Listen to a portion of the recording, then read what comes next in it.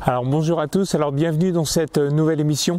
Donc aujourd'hui, interview d'un gérant qui est sur les marchés financiers depuis plus de 16 ans et qui intervient essentiellement sur les petites et les moyennes capitalisations qui sont cotées sur Euronext. Donc dans cette vidéo, il va nous partager son expérience des marchés, son processus de sélection de valeurs qui est, vous verrez, particulièrement atypique, et il divulguera aussi quelques conseils qu'il peut donner aux particuliers. Voilà, je vous retrouve de l'autre côté, je vous dis à tout de suite.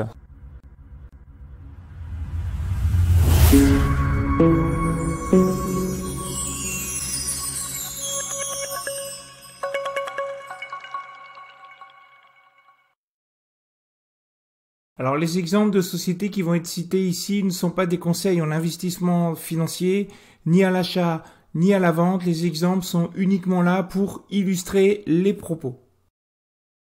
Bon bonjour Louis. Bonjour Philippe. Écoute, merci d'avoir accepté mon invitation, c'est sympa. Non, c'est bien sympa, je suis content de faire ma première vidéo avec toi. Est-ce que tu peux revenir sur ce que tu fais, ton parcours, c'est quoi ton métier? Alors, j'ai fait une école de commerce post-bac qui s'appelle l'ESCA, donc qui nous a permis de trouver mon premier stage chez, avant Gay-Lussac, qui s'appelait Raymond James en 2006 aux États-Unis. Et c'est vraiment en étant en stage que j'ai vraiment appris le métier.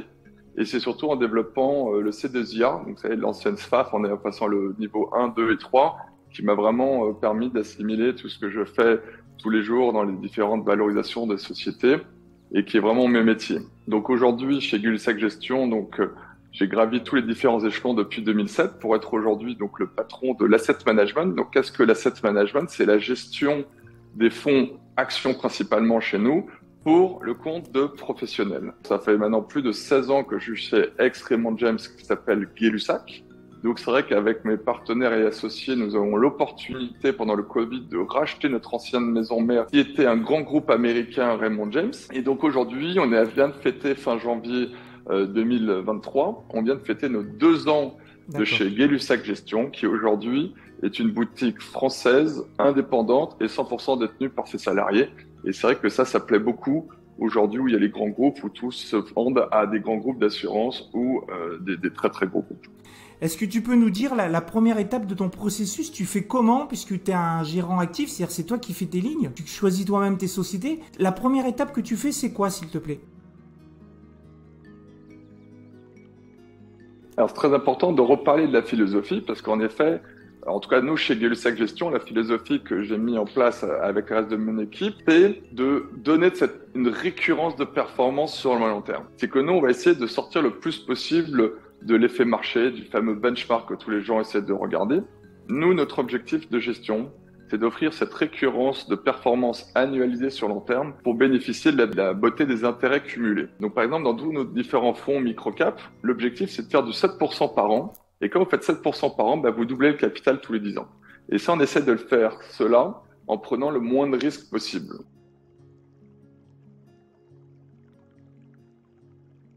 Alors vas-y, donc dis-nous comment tu fais pour gérer tes risques, notamment pour mesurer tes risques. Et donc, première étape du process très strict. Alors, on a un process de gestion qu'on va retrouver sur tous nos fonds. Donc, vous allez voir, tous nos fonds chez Gay-Lussac Gestion sont vraiment gérés avec ce même process de gestion. Donc, comment ça se passe? La première étape va consister à filtrer l'univers d'investissement. Donc, par exemple, pour notre fonds microcap qui existe, lui, le plus longtemps depuis 2007, donc on va chercher toutes les valeurs à peu près microcap, principalement françaises et quelques-unes de la zone euro. Donc, aujourd'hui, on a à peu près 600-700 valeurs dans un potentiel, dans notre univers investissable. On va filtrer cet univers de 600-700 valeurs au top 200. On va uniquement s'intéresser au top 200. Et comment on obtient ça? On va utiliser 3 sous-filtres. Un premier filtre de faible vol, donc la valeur la moins volatile, donc celle dont la plus faible fluctuation des actifs sera classée numéro 1, et 600-700, celle qui sera la plus volatile. Après, on va faire un deuxième classement qui peut être défensif, c'est ce qu'on appelle le low bêta. Donc, je vous rappelle que le bêta du marché, c'est 1. Donc là, on va prendre le bêta des faibles bêta par rapport au MSCI Europe Microcap. Donc, de nouveau, la valeur numéro 1 sera sera en haut du classement, et la valeur le plus fort bêta sera en bas de classement. Et enfin, un troisième critère, ce qu'on appelle le momentum, c'est la dynamique de performance positive. C'est que plus un titre va monter, plus il sera bien classé dans nos classements. Et à l'inverse, plus un titre va chuter, il sera dernier. Et on va faire un filtre qui va résulter de ces 3 sous-filtres en faisant un tiers de low vol, un tiers de low bêta, un tiers de momentum. et ben on va faire ce classement final et on va uniquement s'intéresser au top 200 qui est moi dedans avec cette pondération de 1 tiers, 1 tiers, 1 tiers.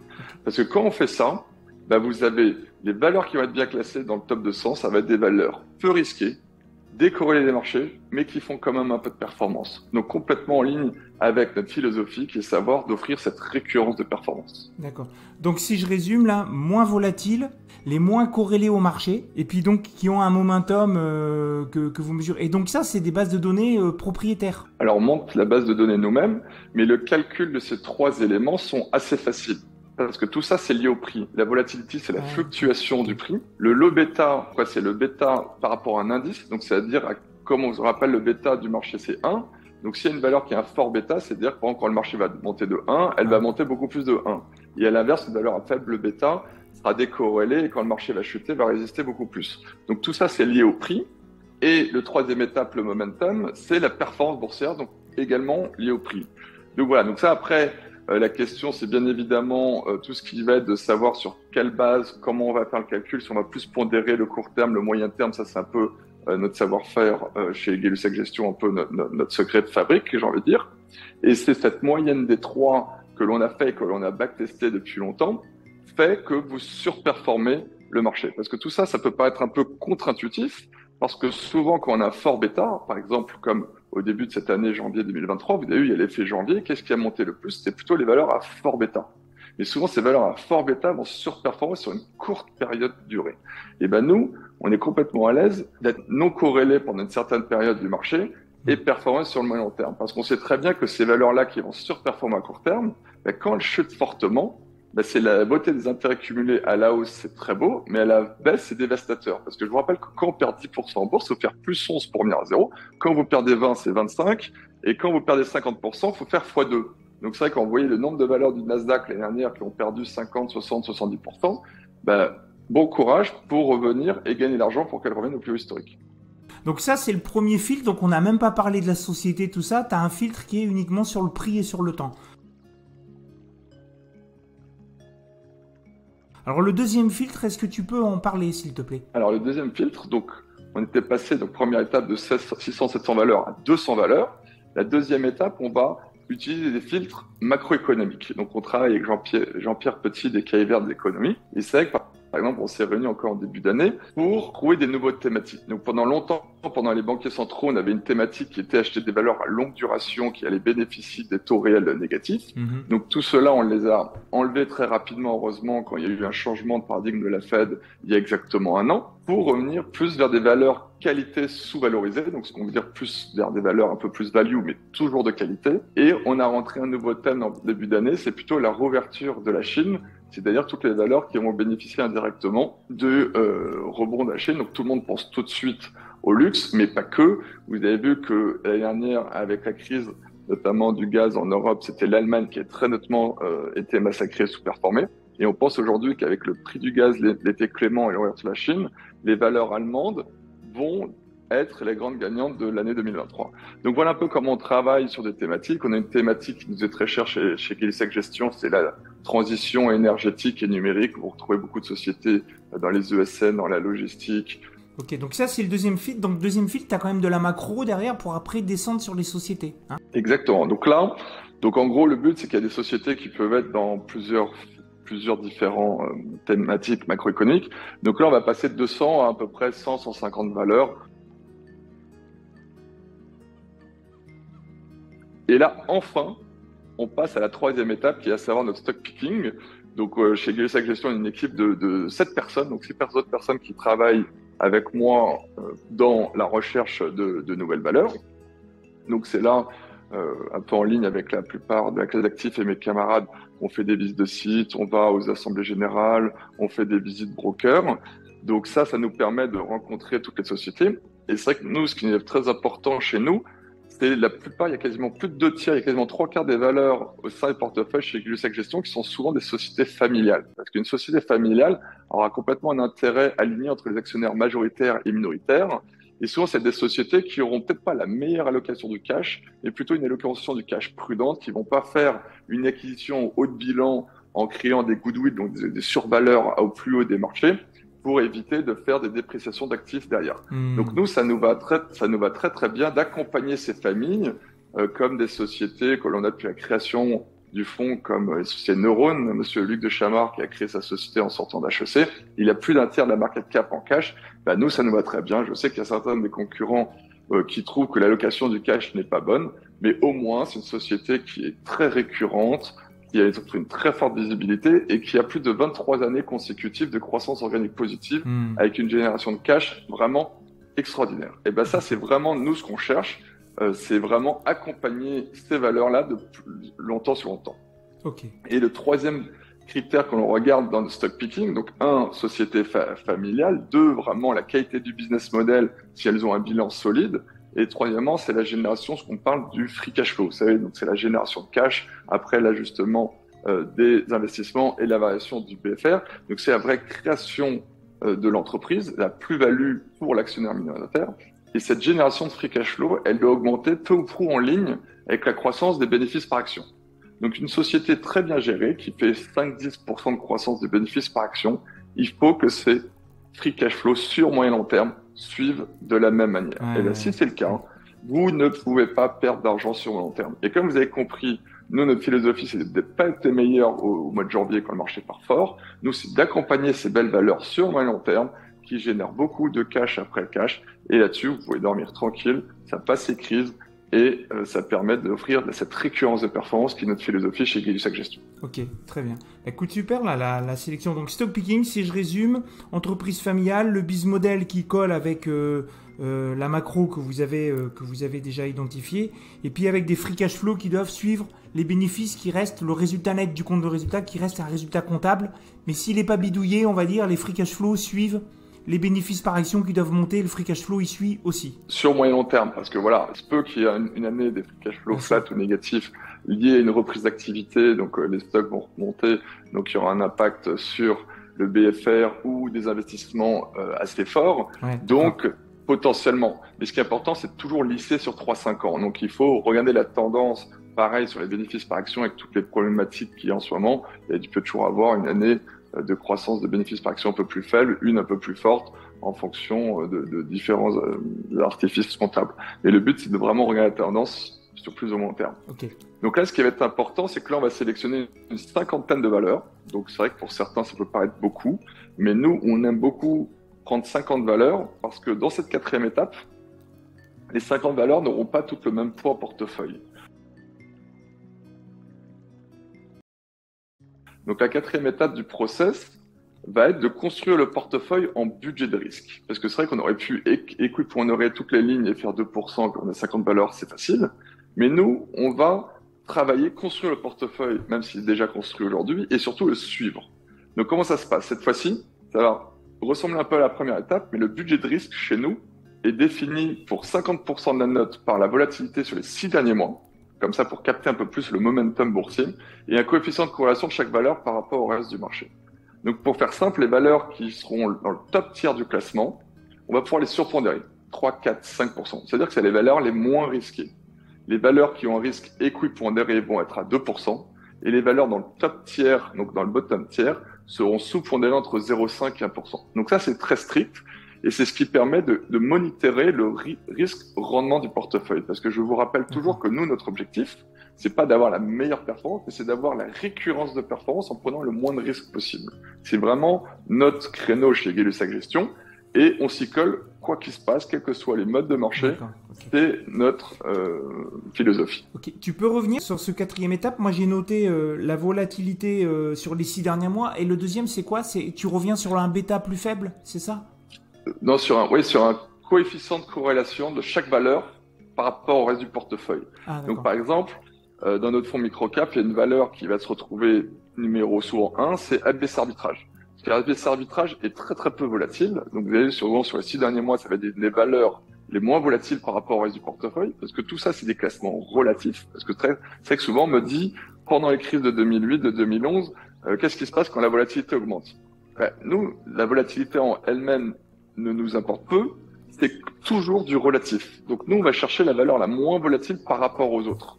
Donc quand ABC Arbitrage va être très peu volatile sur les 6 derniers mois, et souvent avoir une corrélation très faible, parce que par exemple, comme l'année dernière pendant la crise de la Russie avec l'Ukraine, la guerre, quand le marché a chuté, ABC Arbitrage a monté, puisque ABC Arbitrage et son PNL est totalement corrélé à la volatilité. Et donc, vous savez que quand la volatilité monte, souvent, c'est que le marché baisse. Donc voilà, donc une valeur comme ça sera plutôt classée dans les premiers tiers.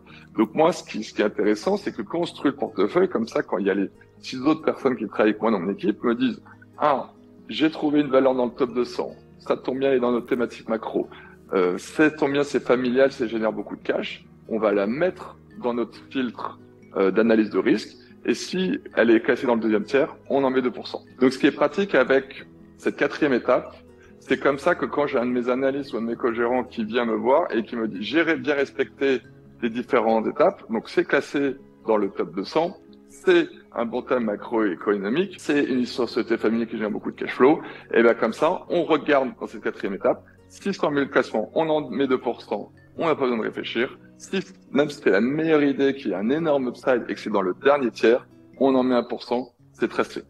Comme ça empêche vraiment toute idée de se dire un peu, à l'époque, tiens, j'aime beaucoup cette valeur, tiens, on va en mettre 5%, pourquoi 1%, voilà. Nous, c'est vraiment cette quatrième étape qui est très quantitative, un peu comme la première étape qui va nous dire, dans la construction de portefeuille, combien on pourra en avoir, toujours en ligne avec notre philosophie qui est offrir un risque rendement. Donc ça, c'est dans la construction du portefeuille. Et bien évidemment, après un portefeuille, ça évolue. Et la plupart du temps, le premier tiers, le deuxième tiers, le troisième tiers ne change pas trop. C'est arrivé l'année dernière qu'en revanche, quand il y a eu l'arrêt des banques centrales avec la Fed, nous, on avait des sociétés qui étaient bien classées dans le premier tiers, qui sont passées dans le deuxième tiers ou du deuxième tiers au troisième tiers. Et là, on a dû ajuster très fortement. Et très souvent, c'était des valeurs qui étaient à des forts PE de très forte croissance. Comme elles ont complètement, elles sont devenues beaucoup plus volatiles et le risque relatif de ces valeurs a fortement augmenté. Donc, dans ces cas-là, en ligne avec le process, on a dû les alléger. Mais ça veut dire, Louis, que si jamais tu as des lignes qui performent beaucoup et qui montent, en fait, tu te retrouves avec potentiellement peut-être des gros pourcentages par rapport au fait qu'elle est peut-être en, je sais pas, elle est dans le deuxième tiers, puis elle performe tellement qu'elle se retrouve. Donc, tu fais quoi? T'écrètes? Vous écrêtez pour pas dépasser les 1%, les 1,5%? Alors, très bonne question. Ce qui se passe, c'est que tous les jours, en fait, notre portefeuille, quand il est construit, on a toujours un possible. On dit telle valeur 5%, telle valeur 2% en fonction de son classement. Et c'est toujours comme ça. Ce qui est très important, c'est que, évidemment, si une valeur du deuxième tiers monte, et qu'elle passe à 2,3, 2,4%, là, on va commencer à l'alléger, on va la faire revenir à 2%. Voilà. Si elle monte à 2,10, on va éviter. Mais après, vous savez que vous avez des souscriptions rachats tous les jours. Donc, de temps en temps, un titre qui a bien performé, si on a des rachats, il peut monter à 2,20. Donc, nous, quand on a des souscriptions rachats, s'il y a un titre qui est déjà un tout petit peu au-dessus de son poids cible, qui est une souscription, on va laisser céduler, il va revenir. À l'inverse, si on a un rachat, il est déjà un peu au-dessus de son poids cible, ça va être en priorité une des valeurs qu'on va alléger. Okay. Donc c'est vrai que quand avec la souscription rachat plus le process, souvent ça nous indique quel type de valeur faut en priorité alléger ou vendre dans le portefeuille. Très bien, donc pour faire face à la décollecte ou collecte, tu gères par tes pondérations selon ce process numéro 4 là, c'est un peu ça. Très bien. Ah super, ouais. D'accord. Et ça, c'est pour tous les fonds, donc tu le dis, hein? Quel que soit notre fonds, le fonds par exemple microcap Europe, notre fonds small et mid cap, flexible, etc. Ce qui est assez intéressant, c'est qu'ils ont tous très bien passé les crises de 2018. On a effacé dès l'été 19, on était revenu au plus haut. Idem pendant le Covid. Et en fait, tous ont eu exactement des drawdowns limités et des type to recovery dans la même manière.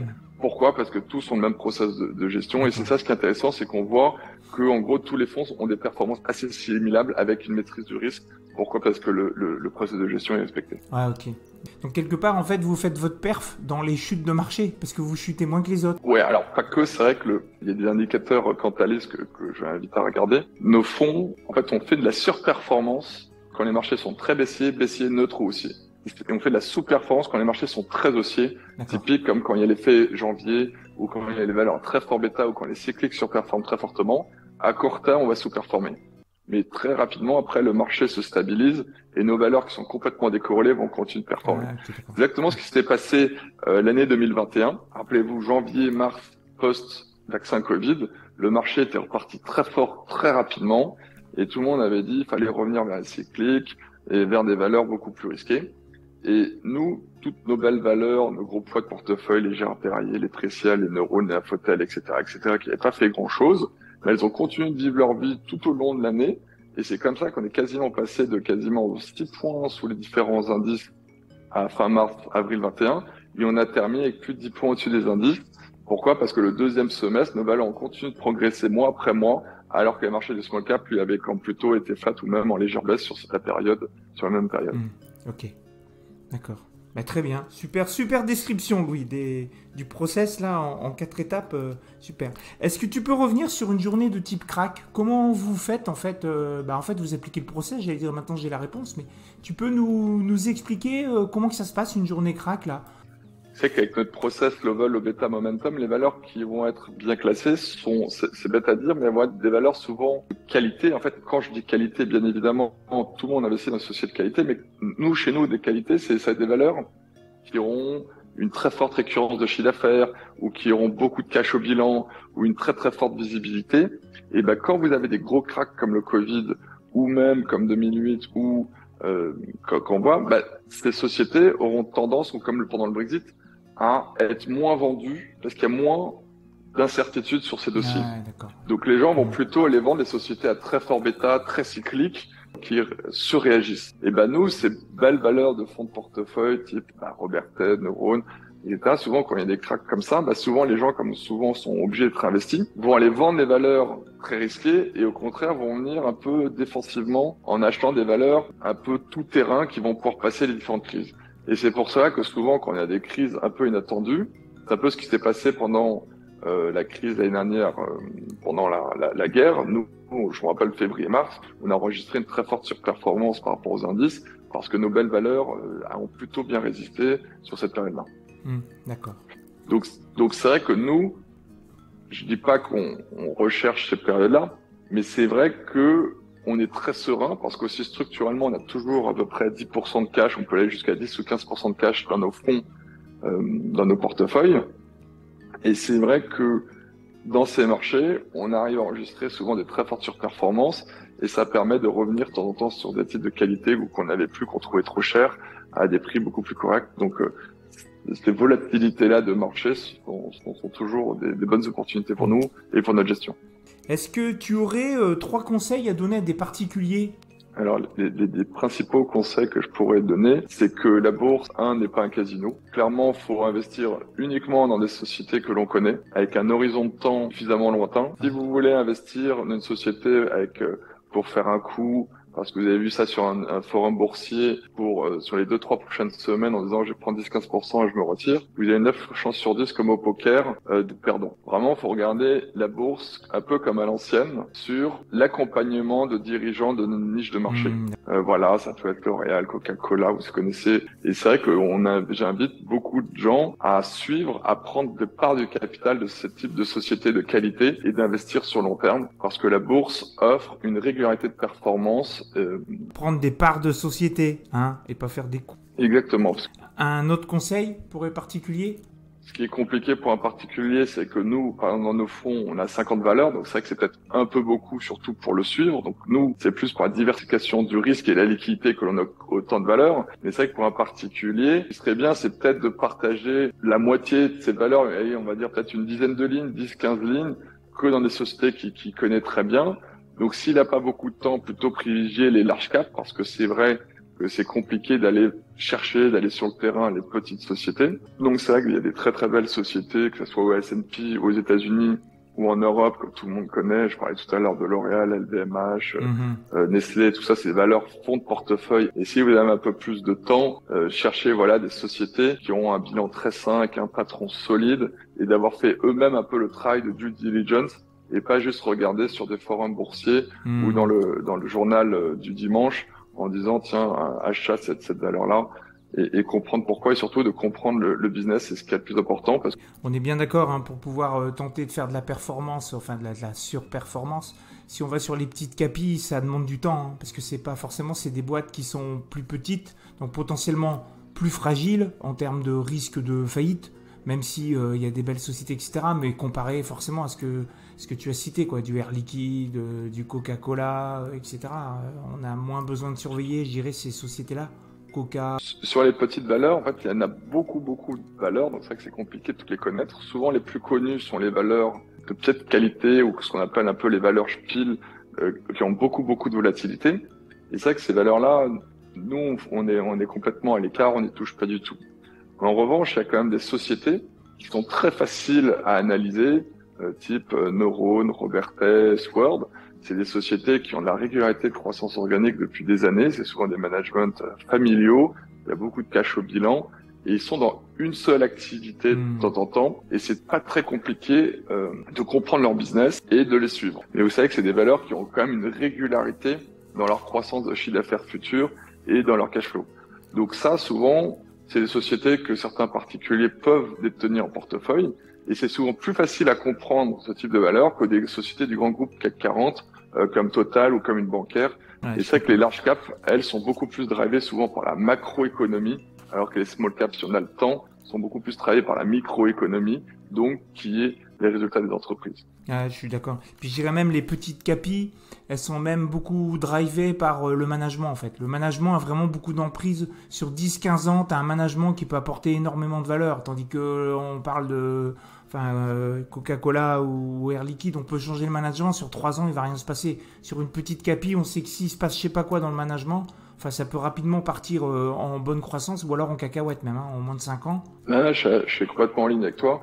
Du management, mais c'est vrai que c'est d'autant plus important de les écouter, de les connaître et de regarder leur track record s'il n'y a pas eu de problème de gouvernance, s'il n'y a pas, s'ils ont délivré dans le temps ce qu'ils avaient dit, et c'est important. Et pour nous, je pense que c'est un peu pareil. Comme les particuliers, je pense qu'ils peuvent de temps en temps aussi acheter des fonds, même certains présidents qui achètent les fonds. Moi, en tant que gérant, ce qu'ils regardent, c'est si la performance de mes fonds est en adéquation avec le discours que je leur porte. Non, mais je comprends. Moi, c'est ce que je dis là. Les gens qui me suivent là sur les réseaux sociaux, ils me demandent tu parles souvent de gouvernance, comment ça marche? Là, je dis en fait, c'est simple. C'est vous regardez ce que disent les gens, les dirigeants, donc notamment par exemple les dirigeants de fonds ou même les dirigeants de boîtes. Vous regardez ce qu'ils ont fait et vous regardez ce qu'ils disent qu'ils ont fait. Normalement, tout ça doit s'aligner. Après, exceptionnellement, il peut arriver une crise où ils voulaient faire ceci, ils n'ont pas pu le faire, mais ils vont l'expliquer.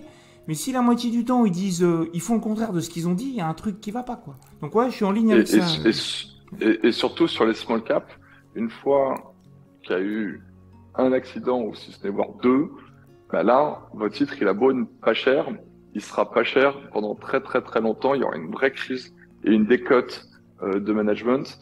Et ça va vraiment pas aider le titre. Donc c'est vrai, comme vous dites, sur un large cap, imaginez, il y a le patron d'une grande boîte du CAC 40 qui raconte n'importe quoi, vous changez le management, il peut revenir, très rapidement les gens qui voulaient sortir sortent, et le nouveau patron arrive, ça recommence. Alors que sur les small cap, ça peut être très très long, donc vraiment, c'est quelque chose qu'il faut regarder de très près. Ouais. Écoute Louis, est-ce que tu peux nous parler de tes fonds? Ce que tu fais, tu as des fonds qui sont éligibles PEA, j'ai regardé déjà, mais tu peux nous en parler? Notre caractéristique chez Gay-Lussac Gestion, c'est notamment les micro small cap. Donc on a 2 fonds. Il y a un fonds le plus ancien depuis 2007, c'est notre fonds micro cap, donc qui est lui principalement investi sur les valeurs françaises, qui avait partiellement réouvert au mois d'octobre après la fameuse sell-off qu'on avait eu au mois de septembre. Et là, on avait pu se dire, ça y est, le sell-off est arrivé. Et en plus, il y avait eu des rachats sur la classe d'actifs. Donc le fonds avait rouvert, mais malheureusement, il a refermé, quoi. Heureusement pour nous, quand il a atteint le seuil des 100 millions d'euros d'encours sous gestion. Donc c'est important pour nous, on ne veut pas avoir trop d'encours sur cette thématique pour pouvoir toujours délivrer la performance. Donc le fonds microcap, attends, excuse-moi, ça veut dire que le fonds microcap, une fois que la collecte est faite, il est fermé, on peut plus souscrire, c'est ça?